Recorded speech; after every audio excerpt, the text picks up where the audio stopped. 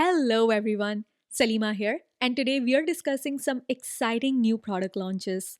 You know how it goes on this channel, right? I will share my honest feedback and comparisons with what's already in my collection. My goal is to always help you figure out if these new products truly fit your makeup style and are worth splurging your money on. Now, before we jump in, a couple of quick heads up.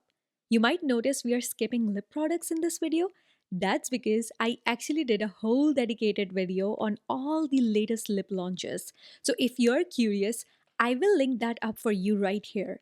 And speaking of new releases, there are a lot of blushes coming out recently. So I'm putting together a separate dedicated video just for blushes. I am holding on to that because I am hoping to include the new Dior blushes, but I promise it will be out soon. So make sure you're subscribed and have those notifications bell turned on so you don't miss it. All right, enough of my chit chat. Let's get into these products. Let's start with the Merit, the Uniform Tinted Mineral Sunscreen SPF 45. Now, this one is marketed as a mineral sunscreen with a tint to give you a bit of coverage. We are going to talk about how I really feel about that sunscreen claim in just a minute. First off, I really appreciate the packaging here. It comes in a tube with a pump, which is super convenient and keeps things hygienic. When it comes to the consistency, I would describe it as a lightweight fluid lotion. It has some body to it. It's not a thick cream, but it's certainly not watery or runny either, if that makes sense. It just glides beautifully. Now, here's where things get interesting. If I wear this as my sunscreen, which is what it claims to be, it gives me a medium coverage and settles down into a super glowy finish. But honestly, it doesn't seem to fully melt into my skin. Instead, it feels like it's just sitting on top, which made my makeup look a little too cakey for my liking.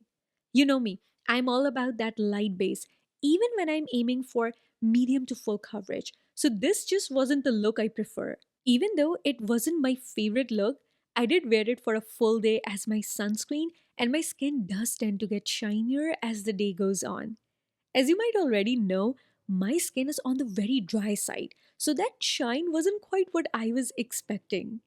However, when I decided to wear this as a skin tint, it was a completely different story. I absolutely love how it makes my skin look. It's this naturally radiant glow without being too shiny or overly dewy. It provides a beautiful light coverage and wears incredibly well throughout the day, even when I don't bother setting it with a powder or a spray. I've been testing this out for at least 3 weeks now, wearing this as my skin tint in this incredibly hot and humid weather we have been having, and it hasn't disappointed. So for me, this isn't a sunscreen. It's just another gorgeous skin tint with added SPF. I personally won't be relying on this as my sole sunscreen. I've got plenty of reliable and cosmetically elegant sunscreens in my collection that I love and trust enough to layer underneath my Merit Skin Tint. Since we know that Merit already has a popular complexion product, their Minimalist foundation and concealer stick, which I have been a long time fan of. So I was curious to know if the new uniform skin tint offered anything different for me. In my experience, both the stick foundation and this new skin tint provides light coverage. However, on my skin, the stick foundation settles into a more natural finish, while the uniform tinted sunscreen has a radiant finish. I also adore that the stick foundation is so slim and offers a fantastic precision if you want to use it for spot concealing or even to use it as an under eye brightener or a concealer. It's wonderfully creamy and very dry skin friendly. That said, it's not quite creamy enough for me to use as a dedicated under eye concealer, especially since my under eyes are extremely dry. And I want to be totally upfront about that with you guys. But other than that, I really love their stick foundation just as much as this new skin tint. Honestly, for me, this stick foundation actually provides a bit more convenience compared to any liquid skin tint, especially on the go. Now, if you're wondering how this compares to some of my other favorite skin tints that come with SPF, I will quickly share my thoughts on two of my favorite and most used options. First up is the Supergoop Daily SPF 50 PA4 Pluses. Keep in mind that unlike the Merit Uniform Skin Tint, this one uses both physical and chemical sunscreen filters. It has a slightly creamier consistency compared to the Merit, and it sets down to a more natural finish, whereas the Merit definitely looks more radiant on the skin. I also feel like this Supergoop provides a bit more coverage compared to the Merit Skin Tint. Even though I primarily use the Supergoop as my skin tint, if I were ever forced to wear just one of them as my only sunscreen, I would lean towards the Supergoop. Simply put, it doesn't make me look as shiny and wears better throughout the day as a standalone sunscreen compared to the Merit. That being said, and in full honesty, I still wear the Supergoop as my skin tint with added SPF, and that's exactly how I would recommend it to you. So the other skin tint I want to compare is this Ciele Tint Protect Broad Spectrum SPF 50. Just like the Merit, this one also uses mineral sunscreen filters only. So if you're sensitive to chemical sunscreens, this is another fantastic option to consider. This Ciele has a true serum-like consistency and feels the most lightweight on the skin compared to both Merit and Supergoop. It also sets down to a lovely natural finish on the skin and surprisingly provides the most amount of coverage, even more than the Supergoop. So, yeah, I would never use this as my only sunscreen, but as a skin tint, it's absolutely amazing. One quick thing I have to mention about the CL skin tint is that I will never travel with it. It comes in this dropper style packaging, which can be a little messy, and I am already clumsier than your average person. So just imagine the disaster I could create if I tried to take this on a trip. Anyways, one last quick note before we jump to the next product. If you are genuinely in the market for a true mineral sunscreen with some tint, something you can use as your standalone sunscreen and still get a bit of coverage, I would highly recommend checking out either the Nude Sticks Daily Mineral SPF 30 or the Color Science SPF 50. I've actually reviewed both of those on my channel, so if you're interested, I will link that video for you guys right here. Moving on, I have two bronzers to talk about today. First is this Fara Homidi Bronzer. I think this bronzer went viral on TikTok or YouTube, so it was out of stock for the longest time. In fact, as I'm filming this video, it just went out of stock on Sephora again. This surprises me because, let's be real, this is not a cheap product by any means. It retails for a whopping $78, and you're only getting 3.5 grams of product. So, if you actually break down the price per amount you're getting, this Farah Hamidi bronzer is actually more expensive than some of the most luxurious brands out there, like the Hourglass bronzer, the Giorgio Armani, the new Dior bronzer, the Dolce& and Gabbana bronzer, and even the Hermes bronzer. Now, I know for a lot of people, the price per gram isn't a huge deal, but for me, it absolutely matters, especially when I'm dropping $78 on a single product. This really tells me that the Farah Hamidi is charging an even higher price per gram than these established designer brands. Anyways, I have to mention the packaging. It's super minimalistic, which I like. But, oh my goodness, it is quite heavy. Like, if I ever needed to, gently knock some sense into someone, I am pretty sure this bronzer could do the trick. Although, I haven't actually tried that, and I definitely don't recommend you do that either, okay? Let's stick to using it for makeup. In terms of the texture, it's what I would call a creamy powder. When you actually touch it in the pan, you can feel that incredible emollients. It has got that perfect hybrid texture. It goes onto the skin like a cream bronzer, blends seamlessly, there's no kickback, and then it gives you the incredible longevity of a powder. The finish is just stunning. It leaves this beautiful, subtle luminosity that makes your skin look healthy and radiant. And just to be super clear, there's no glitter or chunky shimmer in this formula whatsoever. Just pure, gorgeous sheen. I have this bronzer in the shade Lumen. Farah Hamidi officially describes Lumen as a tan with golden undertones. However, on my skin, I find this is actually the most neutral leaning bronzer in my entire collection. I honestly don't see any prominent golden undertone on me at all. I'm someone who always leans towards a warm bronzer to enhance the natural warmth in my skin. However, this bronzer still manages to add a healthy glow and dimension to my complexion without looking artificial. In fact, if you have neutral undertones, this could truly be your perfect match for creating the most natural looking tan.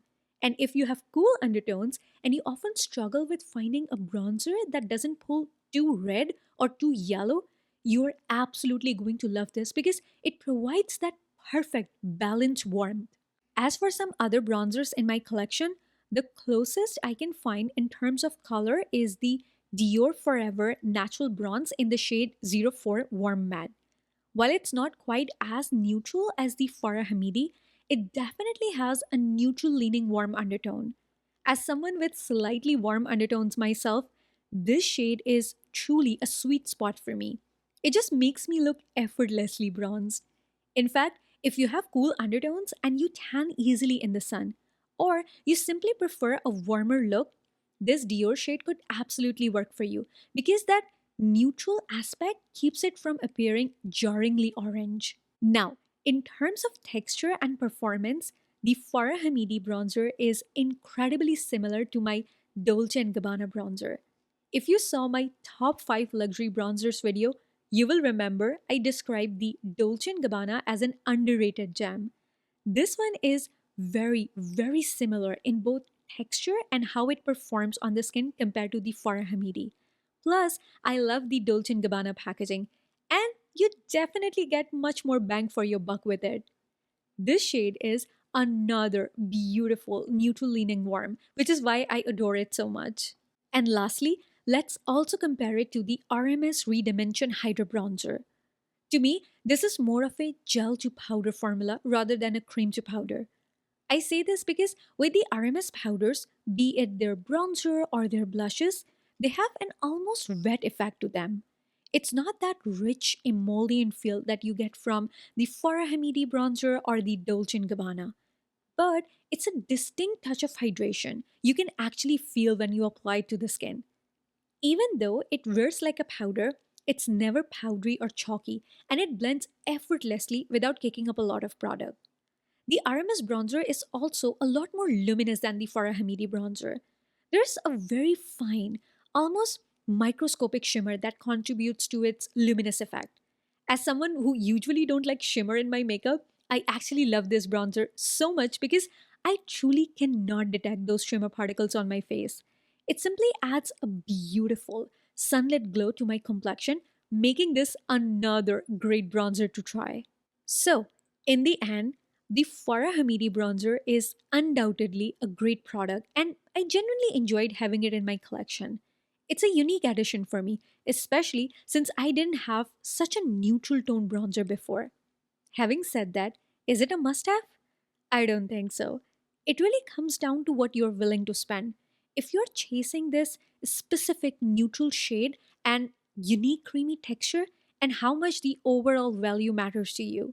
Considering all that, does this $78 bronzer fit into your makeup bag? Let me know what you guys think about this bronzer in the comments below. Next, I have this Makeup by Mario Talc-Free Blurring Bronzer in the shade Medium. For a $38 bronzer, I really like this sleek white compact. It feels sturdy, and the fact that it has a satisfying magnetic closure is a little detail I always appreciate. As for the texture, it feels incredibly silky smooth to the touch, and when you dip your brush in, there's no kickback in the pan, which is always a good sign. On the skin, it applies quite sheer initially, but it's buildable, so you can easily layer up the pigment without it ever feeling chalky or heavy. I adore that it leaves a soft matte finish on the skin, and it has a noticeable smoothing and blurring effect. This is great, especially for my dry skin, because it doesn't seem to emphasize any dry patches or texture, which is just awesome. As for this shade Medium, I would describe it as a beautiful baked terracotta. You know that warm, rich, rustic clay tone that just screams natural, sun drenched warmth? It's definitely warm tone, but it's thankfully not that fake tan orange that some bronzers can be. On my skin, I do pick up a subtle hint of redness coming through. It's not anything jarring, but it's enough for me to notice. If you guys have tried the Westman Atelier bronzer in the shade Truffle, especially the one that comes in her duo, this Makeup by Mario bronzer reminds me of it. Not just in terms of the shade's warm, earthy tone, but also in its beautiful, seamless performance. I also quickly want to compare it to my absolute favorite matte bronzer from YSL. The YSL bronzer is arguably even more smooth and silky compared to the Makeup by Mario. But honestly, they both create a very similar, gorgeous effect on the skin. For me, the YSL bronzer in the shade Golden Medina has those prominent golden undertones that suit my skin tone perfectly because it truly looks like how I tan naturally in the sun. A pure golden glow without any red or orange pole. Shades aside, I think that the Makeup by Mario bronzer is an amazing option if you are in the market for a soft matte bronzer that offers a smoothing, blurring effect on the skin, and you want something high quality without completely breaking the bank. I think we are officially in texture heaven because next up, I have another product with such a beautiful texture. This is the Prada Light Glowing Highlighter Powder. It retails for $90 and it comes in three shades. I have it in the shade number 1 Champagne. Let's talk about the Prada packaging first. This compact is refillable, which I absolutely love. It's got this gorgeous reflective metal effect finish on the outside, similar to what we see on their lip products as well. It looks modern, luxurious, and chic. But because of that highly reflective surface, it does tend to get a little dirty and smudgy rather quickly. You will probably find yourself wiping it down quite often if you like to keep your makeup looking pristine. This is another one of those hybrid cream to powder formulas where you get the ease of application of a powder with the skin like, seamless finish of a cream highlighter. I think this powder highlighter truly captures consumer like me who tend to shy away from traditional powder highlighters. Those with larger glitter particles or a drier formula simply makes me nervous. They tend to sit on top of my skin and can accentuate texture, pores, fine lines, and any other dry patches I might have. Cream or liquid highlighters, on the other hand, usually blend beautifully with my skin's natural texture. With this Prada highlighter, I'm getting all the benefits of a cream or a liquid highlighter in a powder form. It creates a more soft and natural look on the skin, so I don't have an obvious stripe of shimmer on my face. I don't look like a tin man, but rather I get this incredible lit from within kind of glow. I have worn this both under my foundation and on top of it, and it works really well both ways. Having said that, I think I can easily build up the glow with the Prada highlighter and it still doesn't look glittery or sparkly. This is because Prada uses extremely finely milled pearlescent pigments that creates a smooth, diffuse glow, almost like a soft focus, ethereal light rather than a harsh, direct beam.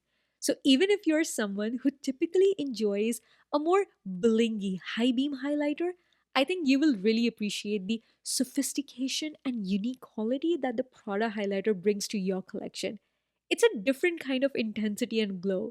Just to show you guys how the Prada champagne color looks like on my skin compared to one of my most used powder highlighter, that is the Nars Fort de France. I don't talk about it as much anymore because it's been discontinued. Both of these shades are described as champagne. However, on my skin tone, the Nars Fort de France tends to lean more towards golden, while the Prada has a little more pink in it. Even with its underlying warmth, the touch of pink in the Prada gives a subtle brightening effect. It pairs beautifully with a pink or a peach blush and makes my face appear more fresh and awake. Now, I will also compare it to the Dolce& Gabbana Luminizer, which I think is pretty similar in texture to the Prada highlighter. Both of these are exceptional in their luxurious, non powdery feel, but they both offer different experiences on the skin. When you touch the Dolce & Gabbana highlighter, you immediately feel that creamy, buttery smooth texture. However, the Dolce & Gabbana offers a different level of glow intensity. I get a little more bling out of it compared to the Prada. It has micro shimmer particles in it, but they don't appear on the skin as individual glitter specks. Instead, they create a more direct, noticeable beam of light compared to the Prada. It's a subtle yet distinct radiance, so it is perfect for those who want their highlighter to be seen without being overwhelmingly sparkly. You will love the Prada highlighter if you want an ethereal, soft focus sheen, and you will love the Dolce& Gabbana if you want a little more noticeable impact. You want to look radiant and highlighted without being over the top, and you're trying to avoid any glitter bomb effect. I love both of them for different occasions. I also want to mention that I love the packaging on the Dolce& Gabbana highlighter even more than Prada. It comes with a brush, which I don't use, and it is fragrance free. However, it only comes in one shade, which I don't think everyone will enjoy. So I just wish they would expand their shade range. Oh, and by the way, guys, I was thinking of doing my top 5 products from each of these luxury brands, like the Dolce& and Gabbana, Chanel, Dior, YSL, Westman Atelier. So let me know if that's something you would enjoy and which brand you would be most interested in seeing. I think it will be a lot of fun. And the last product on today's lineup is this LYS Soft Focus Finisher Powder. When I first read the name, I assumed this would primarily work as a finishing powder, so I got it in the shade Harmony, which is closer to my skin tone. Later on, when I read the description on Sephora's website, I learned that this powder can also be used as a bronzer and a subtle highlighter, depending on the shade you choose. I was most interested in finding out if it works similarly to my Hourglass ambient lighting powders, so that's where I will focus my comparison. But first, let me explain how this product performs on me. So, in the pan, it has a silky smooth texture. It's more of a dry silk feel, if that makes sense. And there's absolutely no kickback, which is great. The product pickup on the brush is also effortless. It glides beautifully over the skin, and I immediately get that natural blurring effect. It also adds a subtle luminosity, but I don't get that distinct highlighter kind of effect from this, something I do get from Prada, for example. So I'm not entirely sure why it is marketed to be used as a highlighter, at least for this shade. I use this as the very last step of my makeup routine, and it just perfects my overall look. Keep in mind, this is not a powder you reach for if you're looking for intense oil control or significantly prolonging the longevity of your makeup. Think of it as more of a soft focus filter for your face, something that can help to gently blur and soften the look of your makeup. And that is exactly how I also like to use the Hourglass ambient lighting powders. Just like the LYS, I find these hourglass powders provide a beautiful, soft, blurring effect on the skin. They don't have any glitter particles, but they definitely have a luminosity to them. When I wore the hourglass and the LYS side by side, I got a very similar perfecting effect on the skin. However, the biggest difference is that the LYS has more color to it, so it ever so slightly evens out my skin tone and adds a touch of warmth to my complexion. I think if I picked a deeper shade, it would definitely have a more noticeable bronzing effect. Hourglass, on the other hand, doesn't have a higher concentration of color pigment. Instead, they primarily work to diffuse light on the skin, blur imperfections, and create that soft, ethereal glow. They're much more sheer and they're designed to adapt to a wide range of skin tones. With LYS, because it has a higher concentration of color pigment, you will need to pick the right shade that truly complements your skin tone for the best result. Other than that, I think this LYS powder is an amazing alternative to the Hourglass ambient lighting powders, especially given the price point, and I highly recommend it. All right, my friends, that wraps up today's video. I hope you enjoyed it and you found it helpful. Let me know in the comments if any of these products piqued your interest or if you're planning on trying any of them. Thank you very much for hanging out with me today. I hope you stay happy, healthy, and safe wherever you are in the world, and I will see you in my next video. Bye for now.